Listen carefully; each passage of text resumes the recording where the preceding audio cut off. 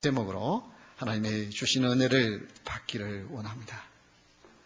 헤로드 왕이 유대인의 왕으로 태어났다고 하는 소식을 듣고 이 소식 때문에 당황하고 두려워서 대제사장들과 서기관들을 불러 모았다고 했습니다. 불러놓고 어디서 이런 사람이 나겠느냐고 물으니까 그들은 정확하게 유대 땅 베들레헴이라고 이야기를 합니다. 왜 구세주가 예루살렘이 아닌 베들레헴에서 태어나셨을까? 예루살렘은 역사적으로 굉장히 중요한 곳이고 하나님이 지정하신 곳이고 성전이 있는 곳입니다. 그런데 왜 그 역사와 전통이 있는 예루살렘에서 구세주가 태어나지 아니하시고 작은 동네인 베들레헴에서 태어나셨을까? 그 의미들을 살피면서 참 베들레헴의 복이 여러분과 저의 복이 되기를 축원합니다. 베들레헴의 복의 첫 번째는 성경에 예언된 복이라고 했습니다. 성경에 예언됐다고 하는 말은 무슨 말씀입니까? 하나님이 계획하신, 예정하신 복이 있다 이 말입니다. 하나님의 선택하신 복이 있다는 것입니다. 4절 5절을 한번 보겠습니다. 왕이 모든 대제사장과 백성의 서기관들을 모아 그리스도가 어디서 나겠느냐 물으니 이르되 유대 베들레헴이 오니 이는 선지자로 이렇게 기록된 바라고 했습니다. 여기 보면 왕이 헤로드 왕입니다. 여기서 헤로드 왕이 모든 대제사장과 그렇게 말합니다. 대제사장은 한 명이어야 됩니다. 한 명이 그것을 받고 마치 종신직입니다. 그리고 그 대상이 죽고 난 다음에 또 그 제사장들 중에서 가장 존경받는 인물을 선택하게 되어져 있습니다. 그런데 우리 성경에는 그게 잘 나와 있지 않습니다만 모든 대제사장이지만 사실은 원어에는 대제사장들이라고 복수로 되어져 있습니다. 왜 제사장이 한 명이 아니고 여러 명입니까? 그것은 그 당시에 미타스라고 하는 제사장이 있었고 그 다음에 요자루스라고 하는 또 대제사장이 있습니다. 이것은 대제사장이 되고 싶은 사람이 돈을 많이 가지고 로마에 누가 많이 갖다 주냐에 따라서 오늘은 대제사장이 이 사람이 되었다가 또 얼마 후에는 다른 사람이 되는 그래서 대제사장이 여러 명이 있었습니다. 이렇게 타락해 있었습니다. 뿐만 아닙니다. 이제 대제사장만 아니라 서기관들을 부르면 이 서기관들은 하나님의 말씀을 기록하는 그리고 하나님의 말씀을 연구하는 성경학자들입니다. 이 서기관들을 불러서 어디서 그리스도가 나겠느냐고 물으니까 정확하게 어디에서 날 것인지 알려줍니다. 여러분 한번 보십시오. 그들은 정확한 지식이 있었습니다. 그러나 올바른 믿음이 없었기 때문에 뭐 하는데 사용되어져요? 그들의 지식을 가지고 예수님이 탄생하셨다는 소식에 가서 예배하러 가는 게 아니고 그 예수님을 죽이려고 하는 일에 동조하는 거짓에 동조하는 이용되어지는 그런 거짓의 종노릇을 하게 됩니다. 예배를 드리려고 예수님께 찾아가는 것이 아니라 예수님을 죽이려고 하는 사람을 도와주는 일을 하는 것이 성경을 연구하는 사람. 여러분, 성경을 여러분 읽고 연구를 해야 합니다. 성경을 잘 알아야 합니다. 세상에 여러 가지 정치 이야기는 막 하면 막 많은 지식이 있어 하는데 성경 이야기 하면 어딘지도 몰라. 이거는 곤란한 거예요. 성경을 우리는 알아야 합니다. 성경을 매일 읽도록 노력을 해야 합니다. 그러나 중요한 것은 성경 지식만 있어서는 아니 됩니다. 성경 지식과 함께 꼭 믿음이 따라가야 되는 줄 믿으시기 바랍니다. 그래야만 그 지식이 올바른 지식이 되어지지. 여기에 그들은 정확한 지식을 가지고 있었지만 그 지식 가지고 올바른 믿음이 없으니까 오히려 예수님을 예배하기 위해 찾아가도록 도와주는 것이 아니라 예수님을 죽이려고 하는 일에 사용되어지는 도와주는 거짓의 일에 사용되어지는 그런 안타까움이 있습니다. 그리고 여러분 헤롯이 그냥 유대인의 왕이 태어났다니까 야 자기하고 상당히 경쟁자가 태어났다. 이 정도가 아니라고 하는 것을 제가 지난주에 말씀을 드렸죠. 유대인의 왕은 단순히 유대인의 왕이 아니라 메시아라고 하는 것이에요. 지금 헤롯이 한 말이 내 뒤를 이을 왕이 어디서 태어나냐 그렇게 물었습니까? 다시 한번 4절을 보십시오. 뭐라고 물었어요? 그리스도가 어디서 나겠느냐? 헤롯이 그렇게 물었습니다. 박사들이 와서 예배를 하려고 하는 것은, 예물을 드리려고 하는 것은 그저 단순히 유대인의 왕으로 태어나는 조그마한 나라인 유대의 임금으로 태어난 분을 경배하러 온 것이 아니라 그리스도 메시아를 경배하러 왔다는 사실을 이미 헤롯은 너무나도 잘 알고 있었습니다. 여기 그리스도라고 하는 말은 무슨 말입니까? 그리스도라고 하는 뜻이 무엇인지 아시죠? 그리스도라는 뜻이 뭐예요? 네. 기름 부음을 받은 자라는 뜻이에요. 기름 부음. 그리스도라고 하는 말은, 기름 부음을 받은 자라고 하는 말은, 그것은, 이 그리스도라고 하는 말은 헬라어고 히브리어로는 메시아라고 하는 말입니다. 메시아나 그리스도나 구세주나 다 같은 이야기입니다. 구약시대에 특별한 사람들에게 기름을 부었듯이 이 그리스도는 구약시대에 예언한 메시아가 오신 것을 말합니다. 이 메시아가 탄생을 했다고 하는데, 그러면 거기에 있는 사람들은 정말 어떻게 경배할 것인가에 대한 관심을 가져야 되는데, 뭐에 대한 관심을 가져요? 내가 가지고 있는 기득권을 빼앗길까 봐 오히려 그를 죽이려고 하는 어리석은 모습을 하게 되었습니다. 그런데 이 베들레헴은 어떻습니까? 예언된 복입니다. 하나님의 선택받은 동네입니다. 미가서 5장 2절에 한번 보십시오. 미가서 5장 2절. 우리는 예수님의 탄생의 시즌이 되었으면 꼭 알아야 될 한 두 가지 정도의 성경 구절인데, 그 중에 하나가 미가서 5장 2절입니다. 우리 한번 다 함께 읽어볼까요? 베들레헴 에브라다야, 너는 유다 족속 중에 작을지라도 이스라엘을 다스릴 자가 내게서 내게로 나올 것이라. 그의 근본은 상고의 영혼에 있느니라. 베들레헴 에브라다야, 너는 유다 족속 중에 작을지라도 이스라엘을 다스릴 자가 내게서 내게로 나올 것이라. 여러분, 분명하게 예수님이 어디서 탄생할지, 그리스도가 어디서 탄생할지, 어디에요? 유대 땅 베들레헴에 태어날 것에 대하여 확실하게, 그 태어난 분은 그저 단순히 어떤 사람이 아니고 그 근본은 상고, 이건 오래되고 뿐만 아니라 심지어 오래될 뿐만 아니라 영원한 신분이다. 그렇게 예언을 해놓고 있습니다. 이것은 구약 미가서입니다. 미가는 주전 750년부터 686년까지 사역을 했던 분입니다. 그러니까 예수님이 탄생하시기 몇 년 전에요? 700년 전에. 예수님이 탄생하시기 적어도 700년 전에, 심지어 예수님이 어느 동네에 태어나실 것까지 분명히 예언되어 있었다는 것입니다. 그래서 요한복음 7장 42절에 보면 이 유대인들이 어느 정도 조금만 지식이 있으면 그리스도는 베들레헴에서 태어난다고 하는 사실을 알 수가 있었습니다. 주위에서 사람들이 나사렛에서 자란 예수님이 대단한 분이다, 그리스도가 아닌가 그렇게 말할 때 요한복음 7장 42절에 보면 성경에 이르기를 그리스도는 다윗의 씨로 또 다윗이 살던 마을 베들레헴에서 나오리라 하지 아니하였느냐 하면서, 그들의 생각으로는 예수님이 나사렛에서 오신 줄만 생각한 거예요. 베들레헴에서 태어난 것은 모르고, 자, 어떻게 나사렛에서 그리스도가 나겠냐, 그리스도는 저 남쪽의 유대 땅 베들레헴에서 태어난다고 되어 있지 않느냐. 그들은 그렇게 지식이 있었습니다.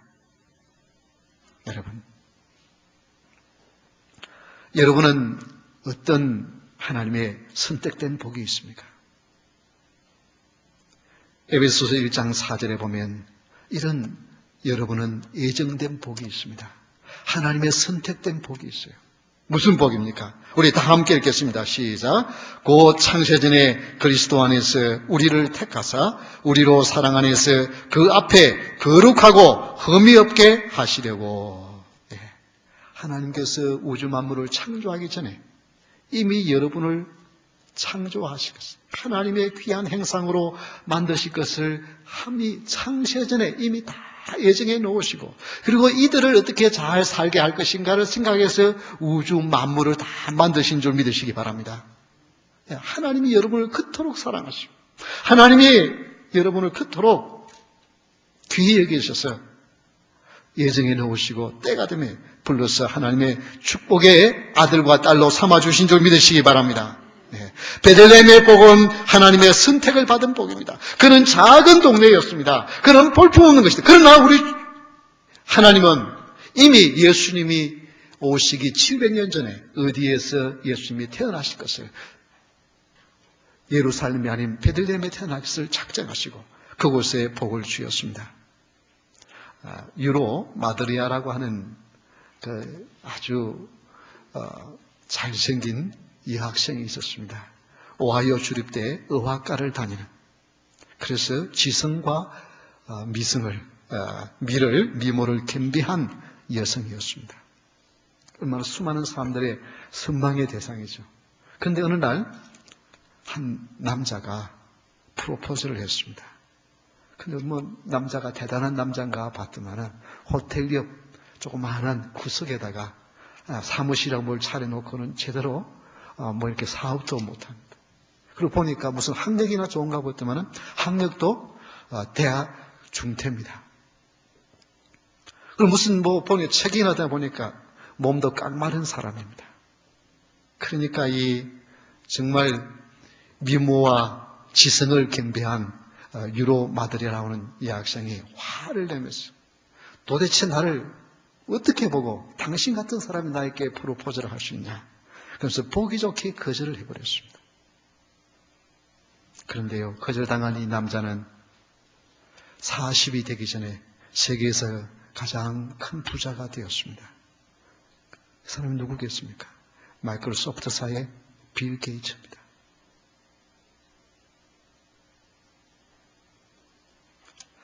그러나 퇴짜를 놓은 이 여인은 그 당시에 돈이 좀 있다고 생각되어지는 요트업자와 결혼을 했지만 얼마 후에 바로 이혼을 하고 혼자 쓸쓸하게 산다고 합니다. 아마 그래서 어떤 분이 그렇게 글을 쓰더라고요. 아마 그녀는 지금도 후회를 하고 있을 거라고. 네. 여러분, 하나님은 볼품없는 우리를 선택했습니다. 하나님의 선택하신 그 값진 계획을 여러분 함부로 놓치지 마시기를 바랍니다. 베들레헴 그는 작은 동네요, 볼품없는 동네였지만은 우리 하나님의 선택하니까 복된 동네가 되었습니다. 성도란 바로 이런 복을, 선택을 받은 복입니다. 이 복을 함부로 차버리지 마시기를 바랍니다. 베들레헴의 복은 하나님의 선택을 받은 복입니다. 사랑하는 성도 여러분, 우리 모든 성도들이 이 복을 꼭 누릴 수 있기를 주의 이름으로 축원합니다. 두 번째 베들레헴의 복은 베들레헴 이름의 복이 있습니다. 이름대로 된 복입니다. 6절을 한번 보십시오. 유대 땅 베들레헴아, 너는 유대 고을 중에서 가장 작지 아니하도다. 여러분, 가장 작지 아니하다고 하는 말은 무슨 말이에요? 원래는 작다는 말입니까? 크다는 말입니까? 네, 작다는 말입니다. 작은 동네예요. 그런데 그 이름이 뭐냐 하면은 이 베들레헴, 이름대로 된 복인데, 이 베들레헴이라고 하는 말은 베이트레헴, 베이트라고 하는 말은 집이라는 말이고 레헴이라고 하는 말은 떡이라는 말입니다. 그래서 두 말을 붙이면 뭐가 됩니까? 떡집이에요. 떡집. 떡집. 사실은 이 팔레스틴 땅을 이스라엘이라고 부르거나 혹은 팔레스틴이라고 부르든지 그렇게 해야 되는데 그 땅을 뭐라 해요? 유대 땅이라고 불러요. 왜 그렇습니까? 이 유다는 야곱의 네 번째 아들입니다. 그럼에도 불구하고 첫 번째 아들부터 기라성 같은 아들이 있지만 그들의 이름으로 그 땅을 부르는 것이 아니라 네 번째인 유다를 유다 땅이라고 부릅니다. 왜 그렇습니까?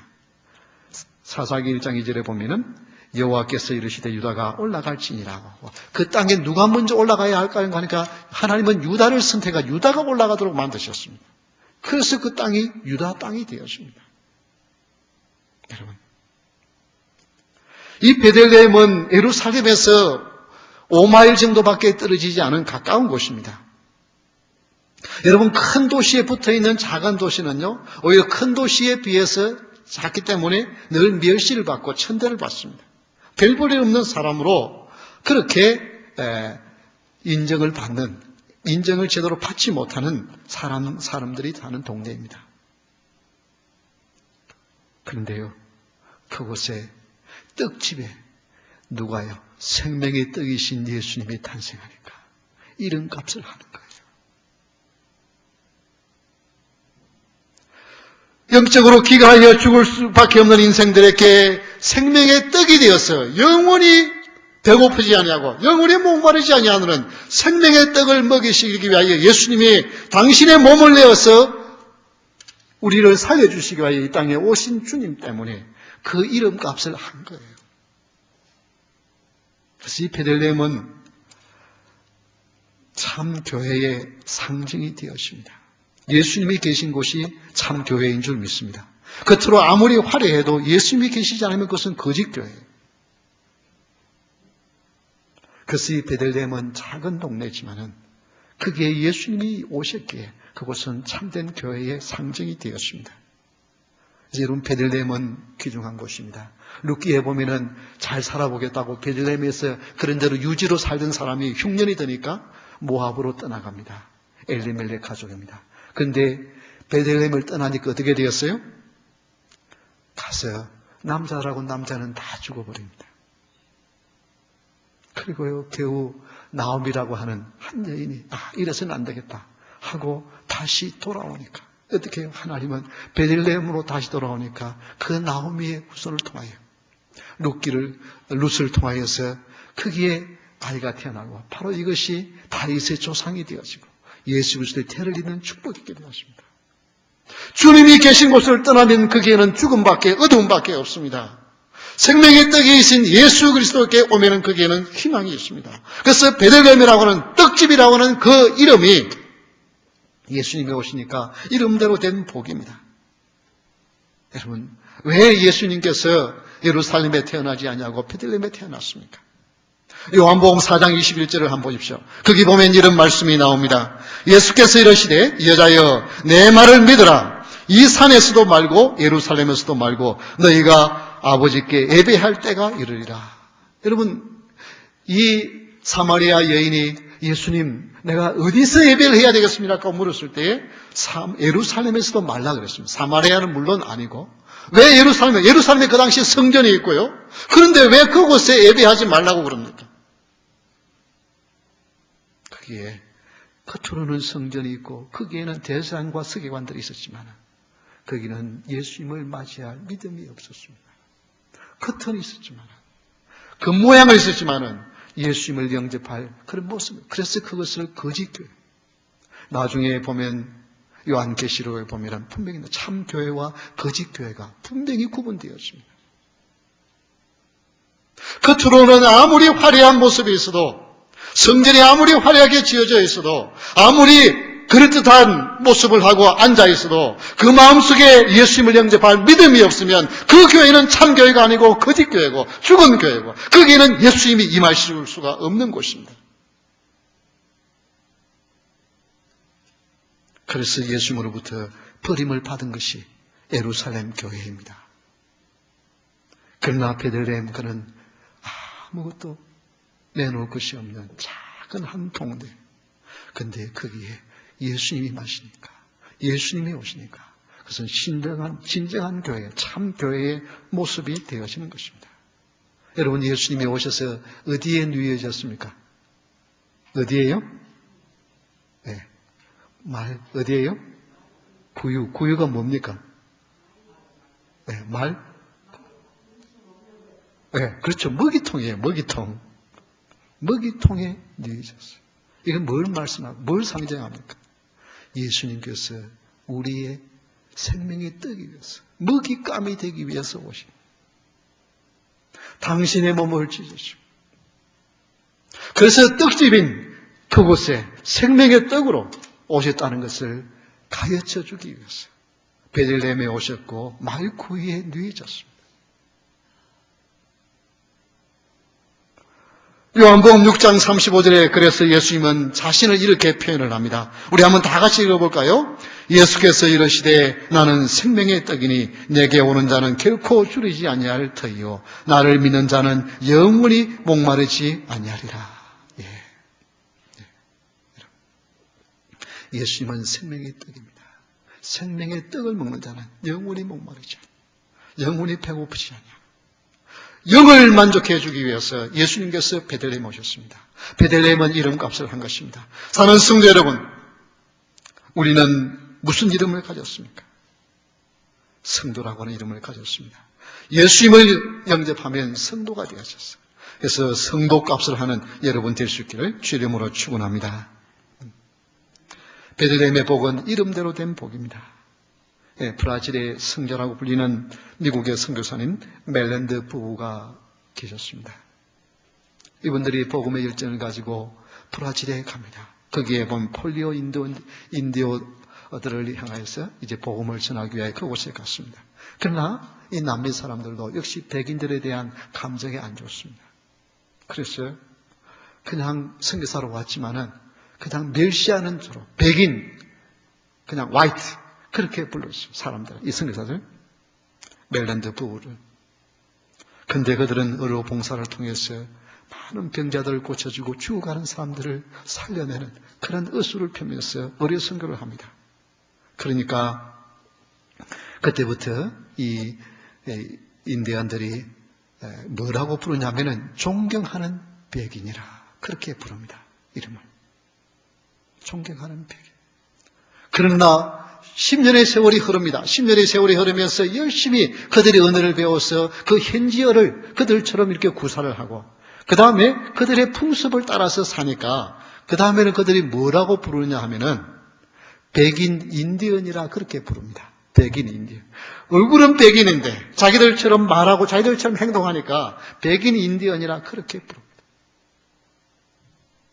그러나 세월이 지나면서 어느 날 보니까 병든 한 인디언 여자아이의 발을 청승껏 무릎을 꿇고 씻겨주는 그 모습을 보고는 그렇잖아요. 그 당시에 그 여자아이에게 발을 씻어준다는 것은 이건 종도 하기 싫어하는 그 일을 씻어주는 것을 보고는 그때 그들이 드디어 그들을 보고 뭐라고 부르냐 하면은 하나님의 사람이라고 불렀다고 합니다. 이 멜랜드 선교사님 부부는 처음에는 백인, 그 다음에 뭐라고 하냐면 착한, 존경하는 백인, 세 번째는 백인 인디언 그렇게 부르다가 마지막에는 그들의 삶 속에서, 그들의 헌신 속에서 누구를 발견합니까? 하나님을 발견하고 하나님의 사람이라고 불러요. 그래서 그들의 이름이 4번이나 바뀌었다고 기록되어져 있습니다. 사랑하는 성도 여러분, 여러분은 무엇이라고 불리고 있습니까? 세상 사람들이 저와 여러분을 무엇라고 부릅니까? 누구라고 부릅니까?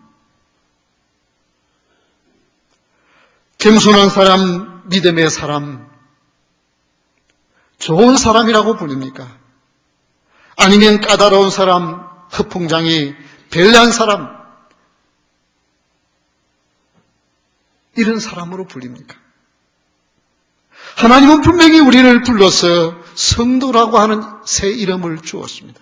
성도라고 하는 이름이 뭡니까? 거룩한 백성이라는 말입니다. 세인트라고 하는 말입니다. 어떤 특수한 사람만 성도가 아니라 예수 그리스도의 보혈의 피를 받은 사람은 다 하나님은 성도라고 불렀습니다. 하나님은 성도라고 부르는데 우리는 어떤 이름으로 세상으로부터 불려지고 있는지 우리 자신들을 한번 돌아보면서 주님, 성도의 이름답게 살 수 있기를 원합니다. 이름값을 꼭 할 수 있기를 원합니다. 예루살렘 평화의 도시입니다. 시온입니다. 살렘입니다. 그런데 거기에는 겉은 번지를 했지만은 그게 주님을 향한 사모하는 믿음이 없으니까 우리 하나님이 그를 버리시고 어디에 태어나십니까? 가장 작은 베들레헴 그곳에 태어나십니다. 그러나 그곳에 태어나니까 그 떡집이 진짜 생명의 떡을 모시는 복이 있게 되지 않습니까?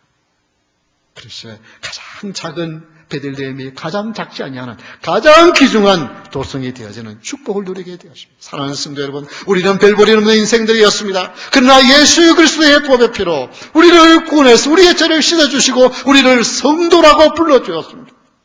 그렇다고 한다면 우리가 성도라고 하는 이름에 맞는 삶을 살 때 하나님의 영광 받으시고 그 이름값을 하는 복이 우리에게 있을 줄 믿으시기 바랍니다. 세 번째 베들레헴의 복은 이스라엘 목자가 탄생하는 복이었습니다. 즉 선한 목자가 오신 복을 누리게 되어졌습니다. 우리 6절을 다 같이 읽어볼까요? 내게서 한 다스리는 자가 나와서 내 백성 이스라엘의 목자가 되리라 하였음이니이다. 사랑하는 성도 여러분, 베들레헴의 복은 선한 목자가 오신 복입니다. 여기 한 다스리는 자라. 이것은 단지 한 유대의 조그마한 나라의 그것도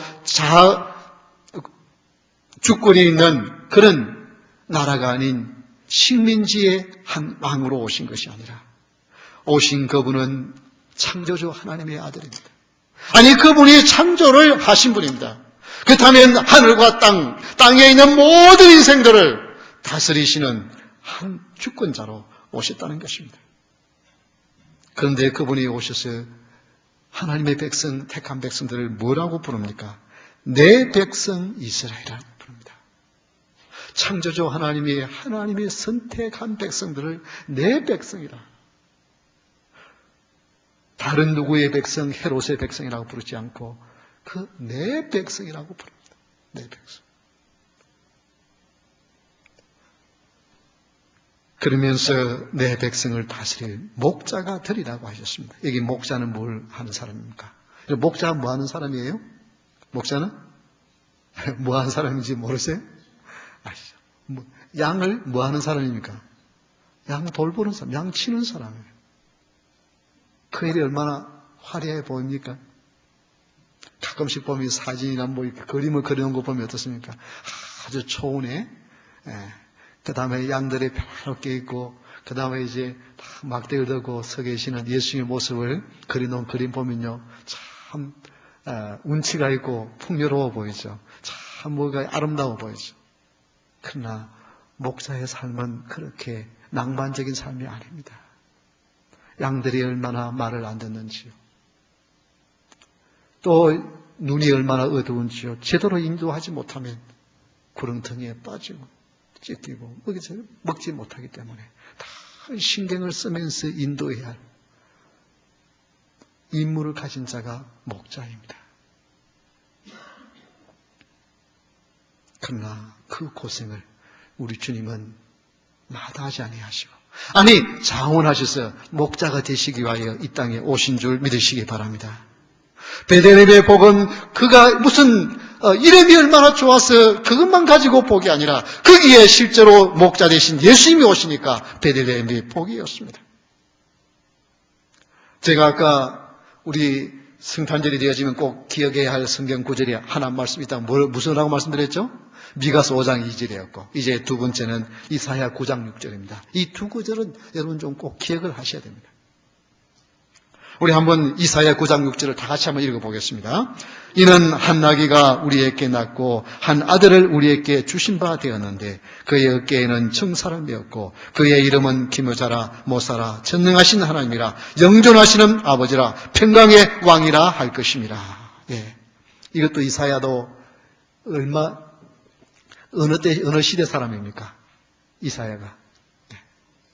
예수님 오시기 얼마 전에 사람이에요? 적어도 700년 전에 사람.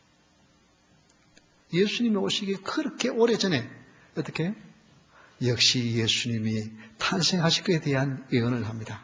그런데 저희 교회 이렇게 제 설교를 이렇게 들으신 분들은 기억이 날 거예요. 여기 한 아기가 우리에게 낳고라고 하는 왜 각으로 기록해 놓았는지 들으셨을 것입니다. 아직 700년 후에 태어날 예수님을 예언하면서 한 아기가 우리에게 분명히 낳고 하고 과거 완료형으로 쓰고 있습니다. 그 말은 무슨 말이에요? 하나님이 계획하신 것은 과거는 뭡니까? 분명히 지나간 거니까 확실하지 않습니까? 그것처럼 예수님이 분명히 오실 것이기 때문에, 분명히 태어나실 것이기 때문에, 아직 700년 후에 태어나실 예수님을 한 아기가 분명히 우리에게 낳고 오라고 분명하게 기록하신 것입니다. 그런데 그 나신 분은 그냥 나신 것이 아니고 그 이름이 뭐라고요? 기묘자라. 이거는 원더풀한 사람, 놀라운 사람이라는 것입니다. 뿐만 아닙니다. 모사라, 카운슬러예요. 참 인간의 고통과 괴로움을 잘 아시고 보호하시고 인도하시는 주님이시라는 것입니다. 뿐만 아닙니다. 그분은 사람이 아니라 전능하신 하나님이시라는 것입니다. 영존하시는 아버지랍니다. 평화의 왕이라는 것입니다. 이분이 오셨다는 것입니다. 그런데 여러분, 그분이 오셨는데 어떻게 해요? 예루살렘 교회는 예수님이 오신다는 소식에 소동만 할 뿐이지 그분을 맞이할 수 있는 믿음이 있는 사람이 없었습니다. 그러나 베들레헴에 어떻습니까? 그 예수님이 오신다는 소식에 어떻게 해요? 예수님을 경배하러 간 누가 있었습니까? 목자들이 있었습니다. 가장 천대받는 목자들. 이 목자들은 어떤 사람이냐면 그 당시에 법정에서 증인으로 채택이 안 되는 세 종류의 사람이 있었습니다. 이것은 목자와 그 다음에 세리들과 그 다음에 거리의 여인들, 몸을 파는 여인들. 이 세 종류의 사람들은 법정에서 증인으로 채택이 안 되었습니다. 그런 사람들이 어떻게 해요? 예수님이 탄생한다는 소식에 예수님께 가서 경배를 드릴 수 있는 그곳이 어디였습니까? 베들레헴이었습니다. 여러분. 그러나 이제는 예수님이 다시 오십니다. 베드로전서 5장 4절에 보면 그러면 목자장이 나타나실 때 시들지 않냐는 영광의 가늘 목자장이 다시 오십니다. 그때는 어디에서 태어났는지 관심 없는 사람들은 몰랐지만 이제 다시 오실 주님은 모든 사람이 다 아는 대로 그때 오십니다. 그때에 이 예수님을 영접할 수 있는 믿음이 준비되어 있는 자는 뭘 한다고요? 영광의 관을 얻게 되어진다고 말씀하고 있습니다. 여러분, 믿음의 길을 걸어가는 것은 결코 쉬운 일이 아닙니다. 오늘 눈이 오고 아침에 일어나 보니까 미끄러우니까 오늘은 쉴까? 그런 마음, 왜 가다가 미끄러지고 사고 나면 어떡하나? 그런 마음. 그래서 신앙생활은 결코 쉬운 것이 아닙니다. 희생이 따라야 합니다. 수고가 따라야 합니다. 헌신이 따라야 하는 것이 신앙생활이에요. 때로는 예수님 때문에 핍박도 받아야 하고, 때로는 예수님 때문에 오해도 받아야 하고, 때로는 예수님 때문에 참아야 하고요. 때로는 눈에 눈물이 흐르는 고통과 괴로움이 있습니다. 그러나 목자 되신 예수님을 바라보면서 그 길을 걸어가는 것은 결코 헛된 길이 아닙니다. 그래서 계시록 7장 17절에 보면 이렇게 말씀하고 있습니다. 우리 한번 다 같이 함께 읽어볼까요? 시작. 이는 보좌 가운데에 계신 어린 양이 그들의 목자가 되사 생명수 샘으로 인도하시고 하나님께서 그들의 눈에서 모든 눈물을 씻어 주실 것입니다. 네. 보좌 가운데 계신 어린 양이 그들의 목자가 되었어요. 이 목자는 그 양의 모든 형편과 사실을 다 살피듯이 여러분 주님을 사랑하는 마음으로 헌신하고 수고하고 때로는 오해받고 핍박받고 멸시받고 심지어 마지막 때에는 우리의 목숨을 내놓아야 할는지도 모릅니다. 믿음 때문에. 그러나 그런 일이 일어난다 할지라도 목자 되신 주님이 여러분을 지켜주시고 또 우리가 이 생을 마칠 때 여러분의 눈에 서리는 눈물을 씻겨주실 예수님이 계신 줄 믿으시기 바랍니다. 그분을 바라보며 사는 자가 복된 자입니다. 그분이 오신 것이 복이에요. 한 교회에 있었던 일입니다. 토요일 오후에 주보를 맡긴 인쇄소에서 따르릉 전화가 옵니다. 그 목사님이 전화 여보세요 하니까 예 목사님 원고에 보니까 목사님 설교 제목이 빠졌네요. 그러니까 아 그렇습니까? 죄송합니다. 여호와는 내 목자신입니다. 그렇게 알려줘서 그러니까 이 인쇄소 직원이 이 목사님은 늘 설교 제목을 좀 길게 잡으시는 그 목사님이세요. 그러니까 목사님 그것뿐입니까? 그러니까 이 목사님이 예 그것이면 충분합니다. 그렇게 답을 줬어요. 근데 그 다음날 주일날 이 설교를 하시러 올라가서 주보를 딱 보니까 설교 제목이 어떻게 되냐면 여호와는 내 목자시니 네 그것이면 충분합니다. 그런데 목사님이 그걸 보는 순간 설교를 하지 못해. 그게 다 설교의 제목이에요. 설교 전체 내용. 여호와는 내 목자시니, 그것이면 충분합니다. 예수님이 여러분의 목자면 그것으로 충분하지 않습니까? 그렇죠? 세상에 어떤 어려움이 있고 어떤 핍박이 있고 어떤 환난을 당해도 예수님이 여러분의 목자가 되시면 그것으로 충분하지 않아요. 그 위에 뭐가 더 필요합니까? 예수님의 목자가 되시면 우리의 모든 어려움도, 우리의 모든 고통도, 우리의 모든 괴로움도 다 아시고, 다 아셔서 그분이 알아서 해결해 줄 텐데 뭐가 염려가 되십니까? 여러분, 그래서 목자가 탄생한 이분, 목자가 우리 덴버소망교회에 찾아오시는 복이 있기를 원합니다. 우리는 예루살렘 교회와 같이 화려한 어떤 교회가 아니라 베들레헴의 교회처럼 주님이 오시고 주님이 오신다는 소식에 거기에 경배하러 오는 사람들이 있는 복된 교회가 되기를 바랍니다. 여러분은 이 복을 받았어요. 여러분, 예수님, 여호와는 내 목자시니, 그것이면 충분합니다라고 고백하며 사는 여러분 될 수 있기를 주 이름으로 축원합니다. 이제 우리 다 같이 일어서서 이 주문에 찬양하겠습니다.